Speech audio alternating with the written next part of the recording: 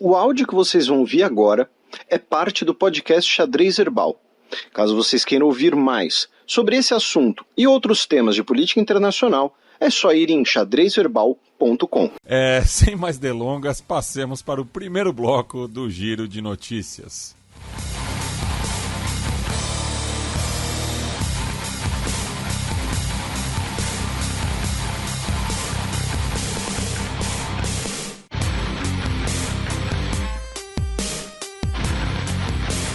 Giro de Notícias.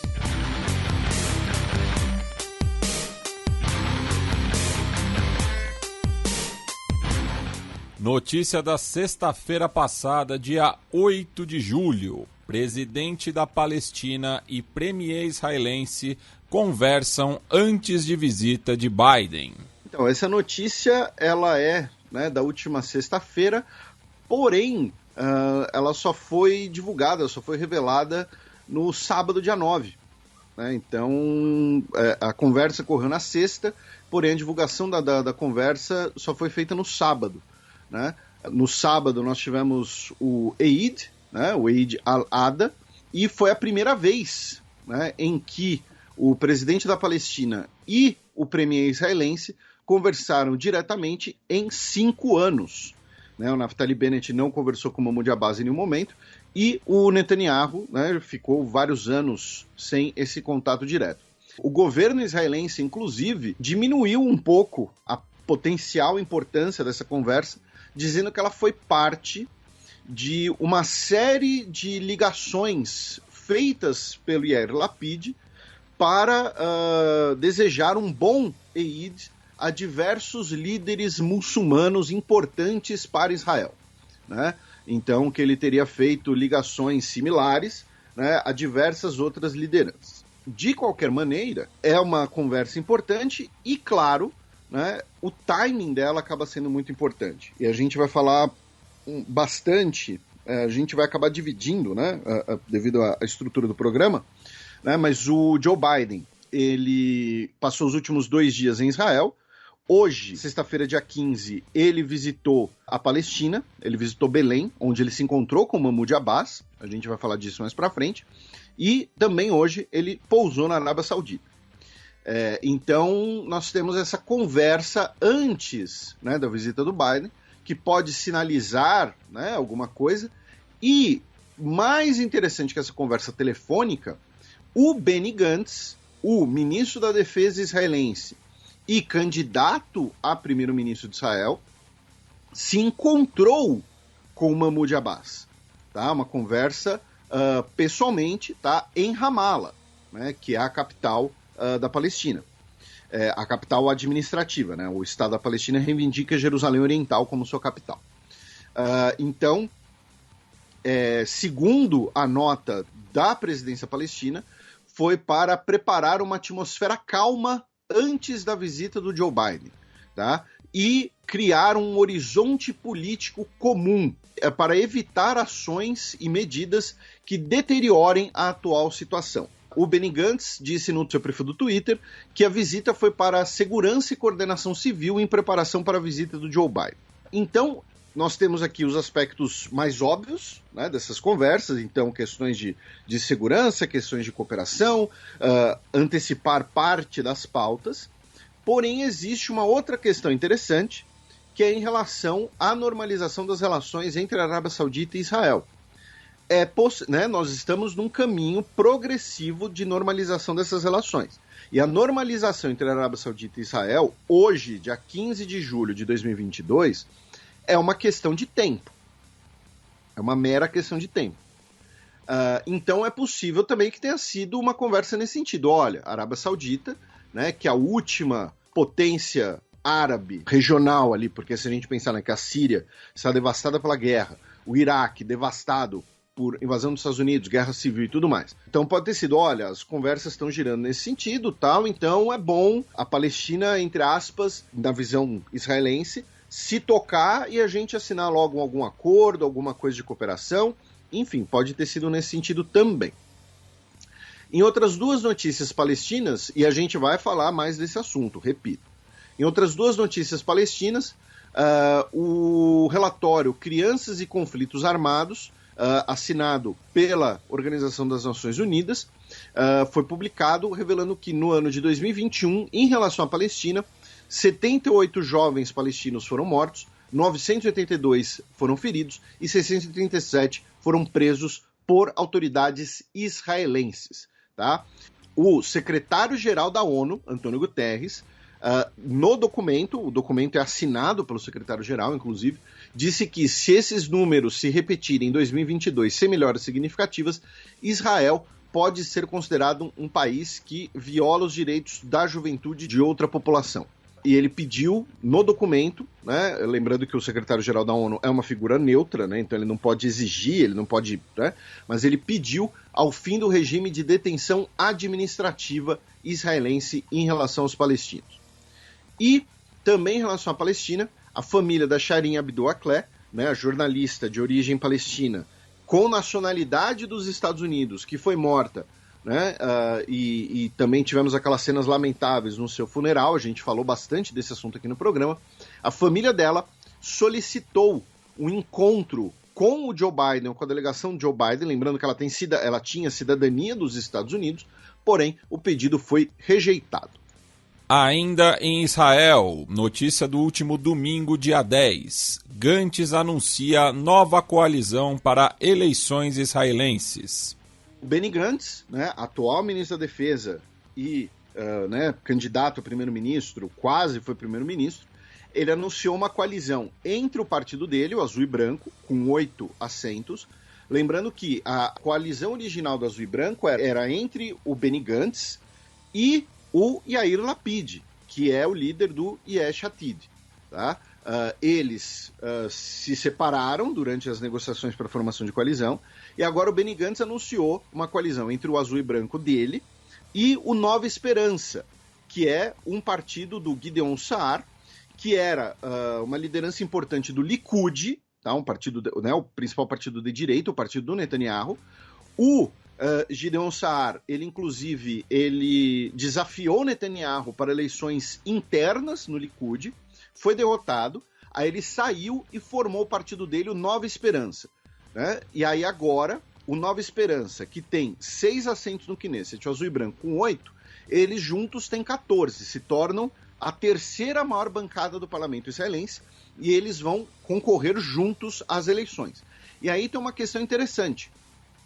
Na declaração, né, do anúncio dessa coalizão, eles falaram que eles prometem um governo sem participação de extremistas. O que isso quer dizer? Né? Inclusive, usar a crítica do Netanyahu, ou seja, a crítica de boa parte da direita israelense, de que o atual governo israelense, do Yair Lapid, contém movimentos extremistas por conter especialmente a lista árabe unida dentro do partido. Né? Foi a primeira vez que uma coalizão de governo de Israel teve partidos árabes. Então o que eles estão fazendo é, basicamente, acenar ao eleitorado mais à direita, como também uma coalizão de direita, e potencialmente, eu não duvidaria, que a ideia deles seria, eventualmente, porque assim, as pesquisas falam que o parlamento israelense vai continuar completamente fragmentado e o Likud vai continuar como maior bancada. Então eu falo, olha, agora nós podemos negociar com o Likud também, mesmo com o Netanyahu, independente de corrupção, independente do que for. Né?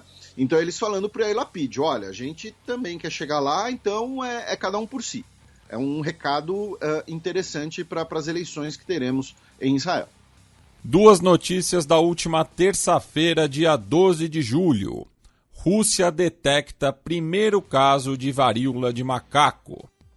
Apenas, né, como a gente tem feito nos últimos programas, né, atualizando os países, né, que detectaram seus primeiros casos de varíola de macaco: Nova Zelândia, Rússia, Bósnia e Herzegovina, Arábia Saudita e Índia, tá, anunciaram os seus primeiros casos.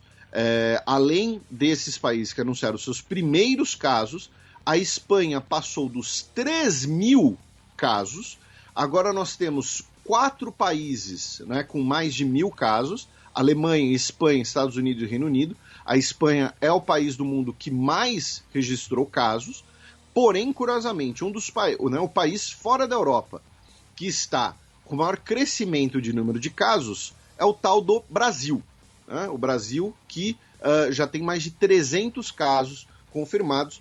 É o país fora da Europa e da América do Norte com mais casos e o crescimento do número de casos no Brasil está mais acelerado do que no Canadá, inclusive. Em relação aos Estados Unidos, eu não tenho certeza. Então, essa é uma breve atualização dos números de casos de varíolas de macaco. Disputa entre gangues no Haiti deixa pelo menos 50 mortos. Já são pelo menos 4 dias, né, de confrontos, especialmente na região do bairro Cité Soleil, né, que todo mundo conhece por conta do período da MINUSTAH, né, que era um foco de gangues no Haiti. Agora continuou sendo ou voltou a ser, né? Você tem interpretações diversas, tem materiais diversos, né, que falam que as gangues apenas ficaram dormentes, digamos assim, no período MINUSTAH. Claro, elas sofreram reveses, mas não chegaram a ser aniquiladas e principalmente não teve uma pouca estrutura, né, que substituísse, e tem gente que diz que é basicamente uma retomada, né, uma segunda encarnação dessas gangues. As principais delas são a família G9 e a GPEP, tá? E dessas mais de 50 pessoas mortas, pelo menos metade são civis, tá? Que foram pegos ali em situação de fogo cruzado. Lembrando que o Haiti, essa semana, nós tivemos 1 ano do assassinato do presidente Jovenel Moïse, um assassinato que, embora tenha prisões, tenha suspeitos, não foi solucionado ainda, né? Não tivemos nenhuma conclusão. O Haiti, segundo o Programa Mundial de Alimentação das Nações Unidas, sofre risco de escassez de alimentos também. E, relacionado a isso, ontem, quinta-feira, dia 14, o primeiro-ministro do Haiti, o Ariel Henry, se reuniu com líderes de todos os partidos haitianos, né, para retomar o diálogo de Montana, né, que é o diálogo estabelecido em novembro de 2021, como parte ali de um acordo nacional após o assassinato do Jovenel Moïse, e como a ideia ali de uma mesa de diálogo nacional para melhor gerir o país, e aproveitando, inclusive, os números atualizados estão em 89 pessoas mortas, tá? E também numa ilha do Caribe, em Cuba, né, nós tivemos 1 ano agora, né, dos protestos que ocorreram em julho de 2021 contra o governo cubano. Aí, por conta desse aniversário de 1 ano, o secretário de Estado dos Estados Unidos, o Antony Blinken, soltou uma nota oficial na última segunda-feira, dizendo que o governo dos Estados Unidos celebra o povo cubano e elogia por sua determinação indomável frente à opressão e elogia a coragem dos manifestantes cubanos. E aí, em resposta, o Bruno Rodrigues, né, do governo cubano, afirmou que o governo cubano rejeita os comentários, né, do governo dos Estados Unidos, e afirma que os comentários do Antony Blinken apenas confirmam o envolvimento direto do governo de Washington em tentativas de subverter a ordem e a paz em Cuba numa violação do direito internacional. Bem, excepcionalmente essa semana não teremos a coluna da professora Vivian, então seguimos para o segundo bloco do Giro de Notícias.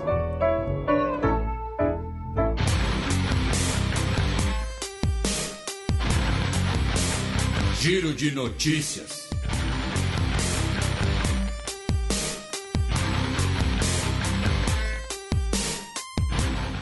Notícia da última terça-feira, dia 12 de julho. ONU estende por 6 meses entregas de ajuda à Síria via Turquia. O Conselho de Segurança da ONU, né, queria inicialmente prorrogar, né, a abertura ali na região de Idlib, né, a abertura fronteiriça, por 1 ano. Porém, a Rússia vetou inicialmente. A Rússia vetou porque ela é contra, né? Não, ela vetou porque o governo sírio é contra pelo prazo, né? Preferiram um prazo de 6 meses, tá? Cerca de 2 milhões de pessoas precisam dessa ajuda humanitária, a maioria delas em regiões controladas por rebeldes apoiados pela Turquia, tá? E aí a Rússia vetou, dizendo que era necessário que o prazo fosse menor, de 6 em 6 meses, caso o governo sírio, o governo, né, que a Rússia fala, né, o governo legítimo da Síria, possa opinar e possa, né, ter um papel nessa escolha. Então, isso também vai fazer parte das conversas entre Síria, Turquia e Irã, parte do processo de Astana, né, a cidade de Astana que fica no Cazaquistão, e é parte também de uma queda de braços entre aliados, mas não tão aliados assim, né, porque, vamos repetir, são pessoas que estão em áreas controladas por grupos apoiados pela Turquia, né, dentro de território sírio, cujo governo, por sua vez, é apoiado pela Rússia, né, a ditadura Assad. Então, o veto russo foi por conta dessa questão do prazo para garantir um poder de barganha maior para o governo Assad. E também em relação à Síria, na última terça-feira, dia 12, segundo o Departamento de Defesa dos Estados Unidos, o líder do Daesh na Síria, o Maher al-Agal, foi morto por forças dos Estados Unidos dentro do país. Notícia da quarta-feira passada, dia 13 de julho. Camarões afirma ter matado o líder separatista anglófono. Lekeaka Oliver, que era popularmente chamado de Marechal, né? Ele era chamado em inglês de Field Marshal.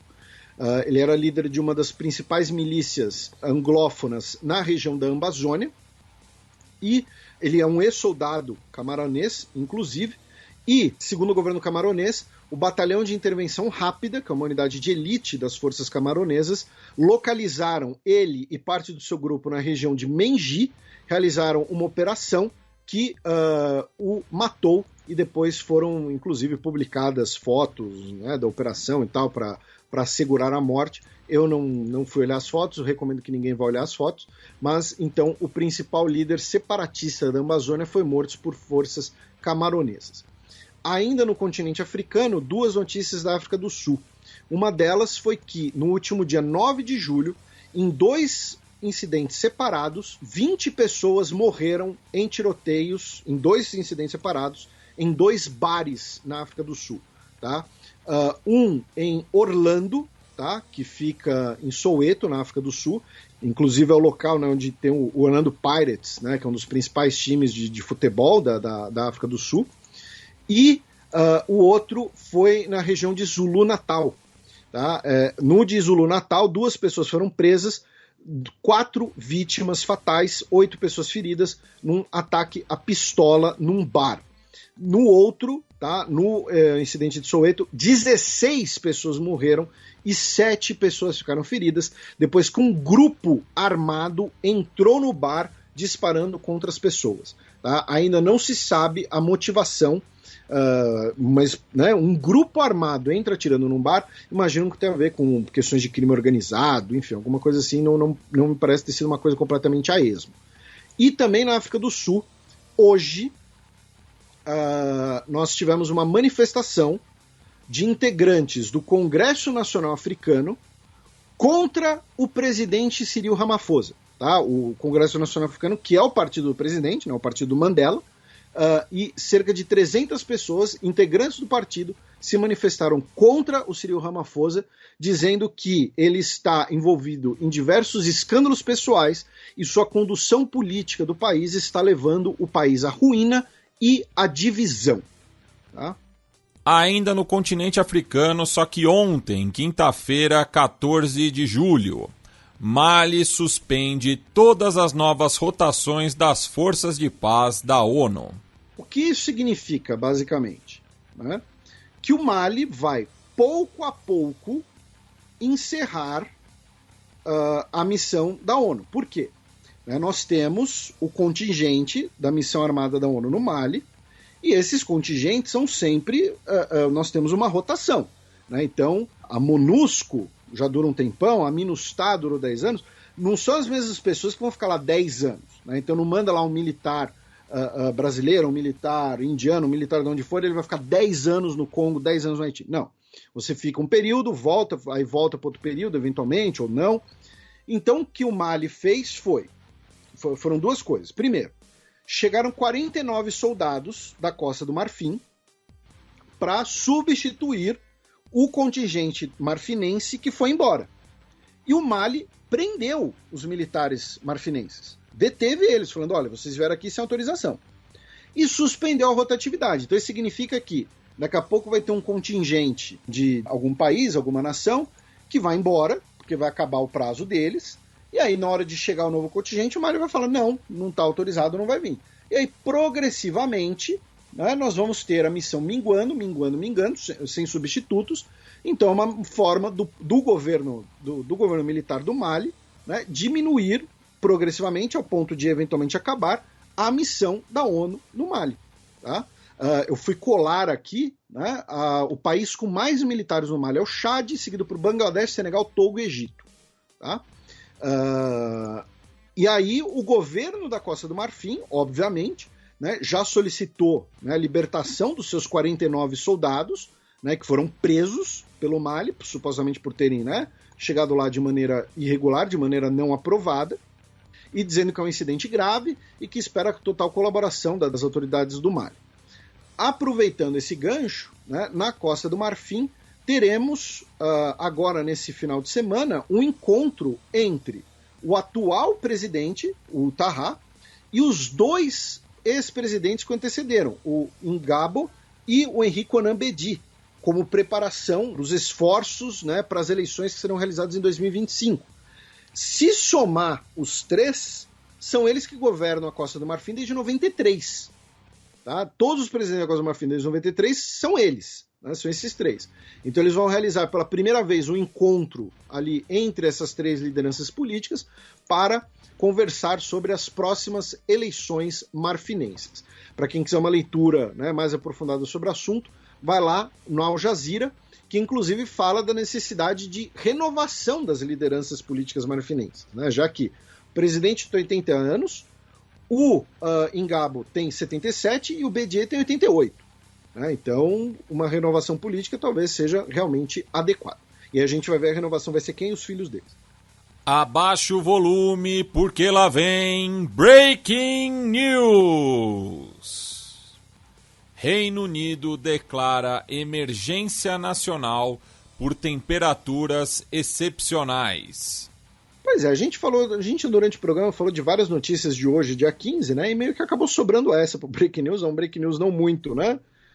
Não muito tão Breaking News assim. Mas o que são temperaturas excepcionais no Reino Unido? É mais de 30 graus? Então, segundo o recorde, tá, o recorde foram 38,7 graus registrados em Cambridge no dia 25 de julho de 2019. Tá? E as temperaturas agora estão na casa dos 34 graus, ou seja, quase no recorde. E que, novamente, né, a gente vai ter algum ouvinte de Bangu dizendo que isso daí tá 34 graus, eu saio de casaco na rua. Né? Mas de qualquer maneira foi a primeira vez desde 2003, tá, que o governo britânico emitiu o alerta de nível 4, tá, que é quando uma onda de calor é tão severa ou prolongada que causa profundos efeitos à saúde e ao sistema social. É o alerta rosa-pink, né? Porque a coloração da população fica assim nessas temperaturas. Seu racista. Então, todos os nossos ouvintes que residem na Europa, né, todos esses países estão passando por isso, a gente citou França, Espanha, Portugal, Reino Unido, né, então tomem cuidado tal, e mandem notícias, né, quem achar interessante, aconteceu isso, aconteceu aquilo, pode mandar e a gente repercute aqui.